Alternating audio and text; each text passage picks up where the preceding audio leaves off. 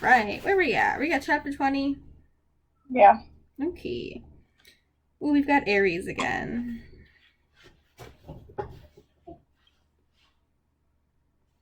Guess we'll see what voice comes out of my mouth for Aries.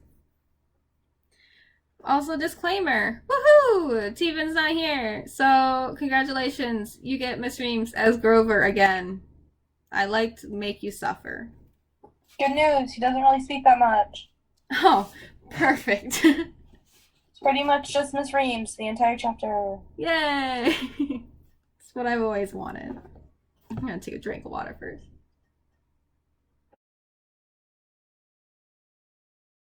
Chapter 20.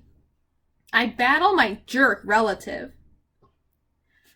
A Coast Guard boat picked us up, but they were too busy to keep us for long or to wonder how three kids in street clothes had gotten out in the middle of the bay. There was a disaster to mop up. Their radios were jammed with distress calls.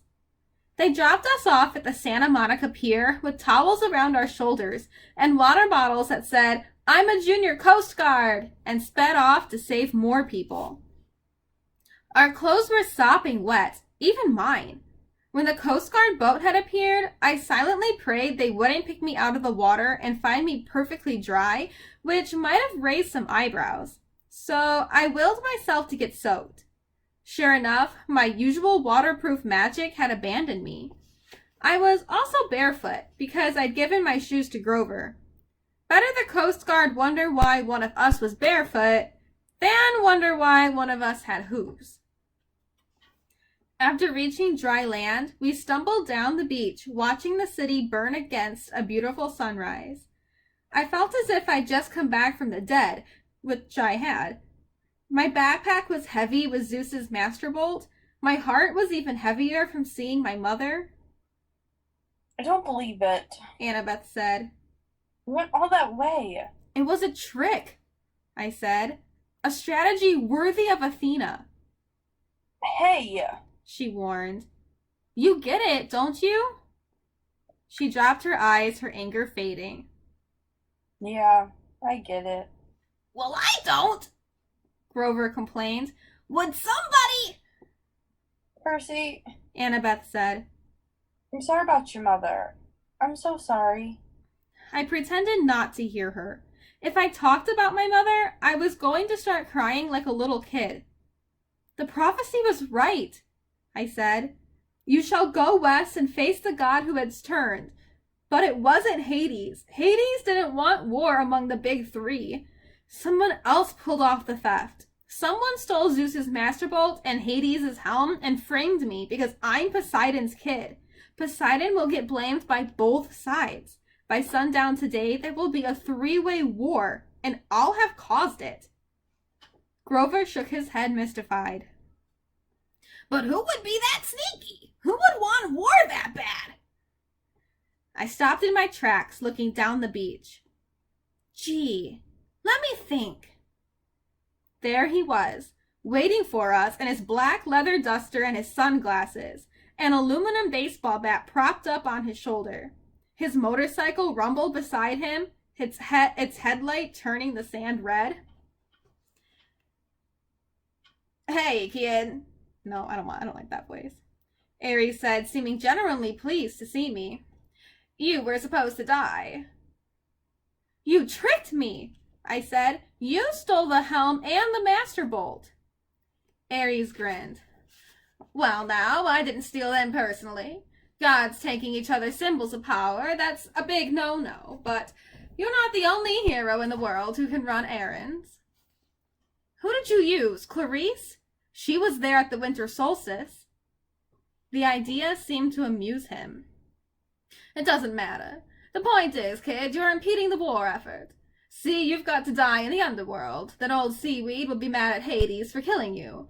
Corpse Breath will have Zeus's master bolt, so Zeus will be mad at him, and Hades is still looking for this. From his pocket, he took out a ski cap, the kind bank robbers wear, and placed it between the handlebars of his bike. Immediately, the cap transformed into an elaborate bronze war helmet. The Helm of Darkness, Grover gasped. Exactly, Ares said. Now, where was I? Oh, yeah. Hades will be mad at both Zeus and Poseidon because he doesn't know who took this. Pretty soon, we got a nice little three-way slugfest going. But they're your family. Annabeth protested. Ares shrugged. Best kind of war. Always the bloodiest. Nothing like watching your relatives fight, I always say. You gave me the backpack in Denver, I said. The Master Bolt was in there the whole time. Yes and no, Ares said. It's probably too complicated for your little mortal brain to follow, but the backpack is the Master Bolt sheath, just morphed a bit. The bolt is connected to it, sort of like that sword you got, kid. It always returns to your pockets, right? I wasn't sure how Ares knew about that, but I guess a god of war had to make it his business to know about weapons.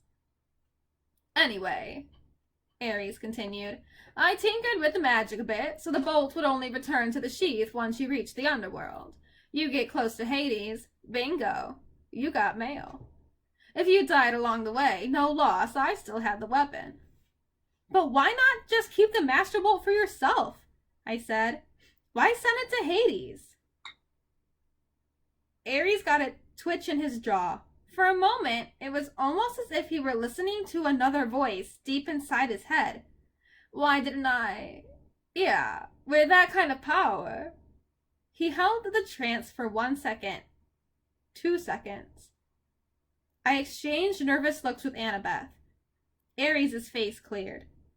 I didn't want the trouble. Better to have you caught red-handed holding the thing. You're lying, I said. Sending the bolt to the underworld wasn't your idea, was it? Of course it was. Smoke drifted up from his sunglasses as if they were about to catch fire. You didn't order the theft, I guessed. Someone else sent a hero to steal the 2 items. Then, when Zeus sent you to hunt him down, you caught the thief, but you didn't turn him over to Zeus. Something convinced you to let him go. You kept the items until another hero could come along and complete the delivery. That thing in the pit is ordering you around. I am the god of war. I take orders from no one. I don't have dreams. I hesitated. Who said anything about dreams? Ares looked agitated, but he tried to cover it with a smirk. Let's get back to the problem at hand, kid. You're alive. I can't have you taking that bolt to Olympus. You just might get those hard-headed idiots to listen to you, so I've got to kill you. Nothing personal. He snapped his fingers. The sand exploded at his feet and out-charged a wild boar, even larger and uglier than the one whose head hung above the door of Cabin 7 at Camp Half-Blood. The beast pawed the sand, glaring at me with beady eyes as it lowered its razor-sharp tusks and waited for the command to kill. I stepped into the surf. Fight me yourself, Ares. He laughed, but I heard a little edge to his laughter, and uneasiness. You've only got one talent, kid, running away. You ran from the Chimera, you ran from the underworld, you don't have what it takes. Scared? In your adolescent dreams. But his sunglasses were starting to melt from the heat of his eyes. No direct involvement. Sorry, kid, you're not at my level. Annabeth said. Percy, run! The giant boar charged. But I was done running from monsters, or Hades, or Ares, or anybody. As the boar rushed me, I uncapped my pen and sidestepped. Riptide appeared in my hands. I slashed upward. The boar's severed right tusk fell at my feet, while the disoriented animal charged into the sea. I shouted, "Wave!" Immediately, a wave surged up from nowhere and engulfed the boar, wrapping around it like a blanket. The beast squealed once in terror, then it was gone, swallowed by the sea. I turned back to Ares. Are you going to fight me now? I asked. Or are you going to hide behind another pet pig? Ares' face was purple with rage. Watch it, kid. I could turn you into a cockroach, I said. Or a tapeworm. Yeah, I'm sure. That'd save you from getting your godly hide whipped, wouldn't it? Flames danced along the top of his glasses. Oh man, you are really asking to be smashed into a grease spot. If I lose, turn me into anything you want. Take the bolt. If I win, the helm and the bolt are mine, and you have to go away. Ares sneered. He swung the baseball bat off his shoulder. How would you like to get smashed? Classic or modern? I showed him my sword. That's cool, dead boy, he said. Classic it is. The baseball bat changed into a huge two-handed sword. The hilt was a large silver skull with a ruby in its mouth. Percy, Annabeth said. Don't do this. He's a god. He's a coward, I told her. She swallowed. For this, at least, for luck? She took off her necklace, with her 5 years' worth of camp beads and the ring from her father, and tied it around my neck. Reconciliation, she said. Athena and Poseidon together. My face felt a little warm, but I managed to smile. Thanks. And take this, Grover said. He handed me a flattened tin can that he'd probably been saving in his pocket for 1,000 miles. The satyrs stand behind you. Grover, I don't know what to say. He patted me on the shoulder. I stuffed the tin can in my back pocket. You all done saying goodbye? Ares came toward me, his black leather duster trailing behind him, his sword glinting like fire in the sunrise. I've been fighting for eternity, kid. My strength is unlimited and I cannot die. What have you got? A smaller ego, I thought, but I said nothing. I kept my feet in the surf, backing into the water up to my ankles. I thought back to what Annabeth had said at the Denver diner so long ago. Ares has strength. That's all he has. Even strength has to bow to wisdom sometimes. He cleaved downward at my head, but I wasn't there. My body thought for me. The water seemed to push me into the air, and I catapulted over him, slashing as I came down, but Ares was just as quick. He twisted, and the strike that should have caught him directly in the spine was deflected off the end of his sword hilt. He grinned. Not bad, not bad. He slashed again, and I was forced to jump onto dry land. I tried to sidestep to get back to the water, but Ares seemed to know what I wanted. He outmaneuvered me, pressing so hard I had to put all my concentration on not getting sliced into pieces. I kept backing away from the surf. I couldn't find any openings to attack. His sword had a reach several feet longer than Anaklusmos. Getting close, Luke had told me once back in our sword class. When you've got the shorter blade, get in close. I stepped inside with a thrust, but Ares was waiting for that. He knocked my blade out of my hands and kicked me in the chest. I went airborne, 20, maybe 30 feet. I would have broken my back if I hadn't crashed into the soft sand of a dune. Percy! Annabeth yelled. Cops! I was seeing double. My chest felt like it had just been hit with the battering ram, but I managed to get to my feet. I couldn't look away from Ares for fear he'd slice me in half, but out of the corner of my eye, I saw red lights flashing on the shoreline boulevard. Car doors were slamming. There, officer! Somebody yelled. See? A gruff cop voice. Looks like that kid on TV. What the heck? That guy's armed, another cop said. Call for backup! I rolled to one side as Ares' blade slashed the sand. I ran for my sword, scooped it up, and launched a swipe at Ares' face, only to find my blade deflected again. Ares seemed to know exactly what I was going to do the moment before I did it. I stepped back toward the surf, forcing him to follow. Admit it, kid, Ares said. You've got no hope. I'm just toying with you. My senses were working overtime. I now understood what Annabeth had said about ADHD keeping you alive in battle. I was wide awake, noticing every little detail. I could see where Ares was tensing. I could see which way he would strike. At the same time, I was aware of Annabeth and Grover 30 feet to my left. I saw a second cop car pulling up, sirens wailing. Spectators, people who had been wandering the streets because of the earthquake, were starting to gather. Among the crowd, I thought I saw a few who were walking with the strange, trotting gait of disguised satyrs. There were shimmering forms of spirits, too, as if the dead had risen from Hades to watch the battle. I heard the flap of leathery wings circling somewhere above. More sirens. I stepped farther into the water, but Ares was fast. The tip of his blade ripped my sleeve and grazed my forearm. A police voice on a megaphone said, "Drop the guns! Set them on the ground, now!" Guns? I looked at Ares' weapon, and it seemed to be flickering. Sometimes it looked like a shotgun, sometimes a two-handed sword. I didn't know what the humans were seeing in my hands, but I was pretty sure it wouldn't make them like me.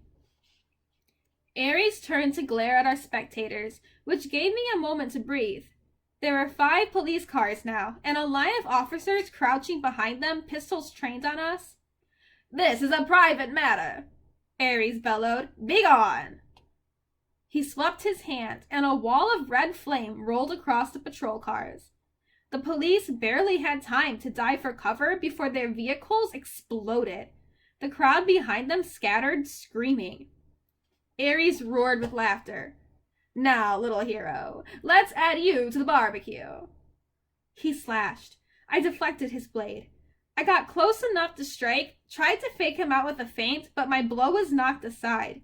The waves were hitting me in the back now. Ares was up to his thighs, wading in after me. I felt the rhythm of the sea, the waves growing larger as the tide rolled in, and suddenly I had an idea. Little waves, I thought, and the water behind me seemed to recede. I was holding back the tide by force of will, but tension was building, like carbonation behind a cork. Ares came toward, grinning confidently. I lowered my blade as if I were too exhausted to go on. "Wait for it," I told the sea. The pressure now was almost lifting me off my feet. Ares raised his sword. I released the tide and jumped, rocketing straight over Ares on a wave. A 6-foot wall of water smashed him full in the face, leaving him cursing and sputtering with a mouthful of seaweed. I landed behind him with a splash and feinted toward his head as I'd done before. He turned in time to raise his sword, but this time he was disoriented. He didn't anticipate the trick. I changed direction, lunged to the side, and stabbed Riptide straight down into the water, sending the point through the god's heel. The roar that followed made Hades' earthquake look like a minor event. The very sea was blasted back from Ares, leaving a wet circle of sand 50 feet wide. Ichor, the golden blood of the gods, flowed from a gash in the war god's boot. The expression on his face was beyond hatred. It was pain, shock, complete disbelief that he'd been wounded. He limped toward me, muttering ancient Greek curses. Something stopped him. It was as if a cloud covered the sun, but worse. Light faded, sound and color drained away. A cold, heavy presence passed over the beach, slowing time, dropping the temperature to freezing, and making me feel like life was hopeless. Fighting was useless. The darkness lifted. Ares looked stunned. Police cars were burning behind us. The crowd of spectators had fled.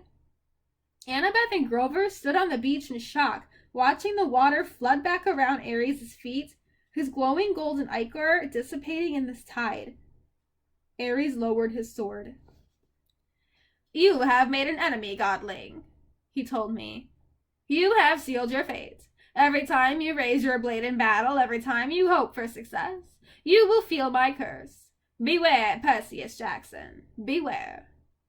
His body began to glow. "Percy!" Annabeth shouted. "Don't watch!" I turned away as the god Ares revealed his true immortal form. I somehow knew that if I looked, I would disintegrate into ashes. The light died. I looked back. Ares was gone. The tide rolled out to reveal Hades' bronze helm of darkness. I picked it up and walked toward my friends. But before I got there, I heard the flapping of leathery wings. 3 evil-looking grandmothers with lace hats and fiery whips drifted down from the sky and landed in front of me. The middle Fury, the one who had been Mrs. Dodds, stepped forward. Her fangs were bared, but for once, she didn't look threatening. She looked more disappointed, as if she'd been planning to have me for supper, but had decided I might give her indigestion. We saw the whole thing, she hissed. So, it truly was not you? I tossed her the helmet, which she caught in surprise. Return that to Lord Hades, I said. Tell him the truth. Tell him to call off the war. She hesitated, then ran a forked tongue over her green, leathery lips. Live well, Percy Jackson. Become a true hero. Because if you do not, if you ever come into my clutches again...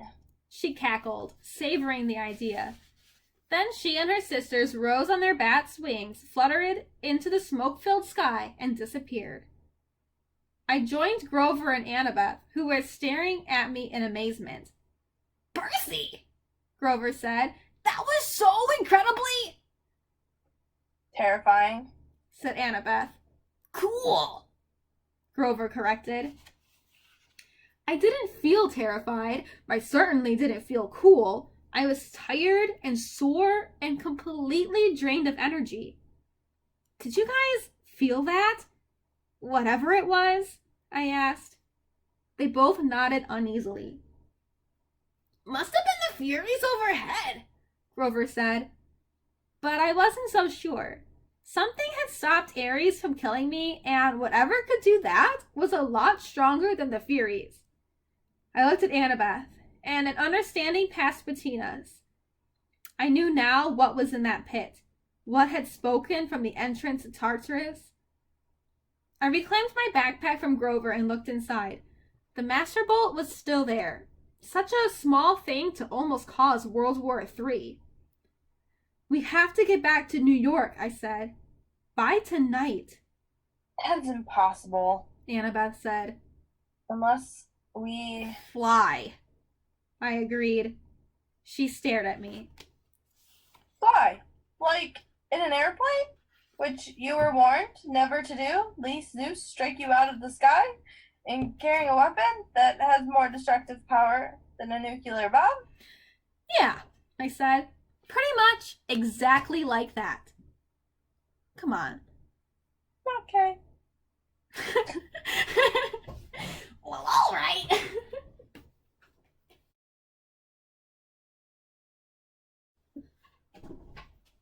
Yeah, that one thing that we were definitely told at the beginning never to ever do.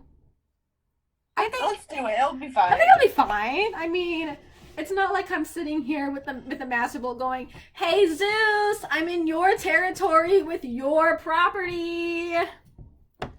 Yeah. Don't smite me, yeah, please." If I get on an airplane, I might not be risking the lives of others either, you know. Yeah, it's totally fine. I, a 12-year-old child, definitely know what I am doing. Please allow me to get back to New York when I have $0 on my person and like 5 golden drachmas. Yep. It's fine. I'm sure it's fine.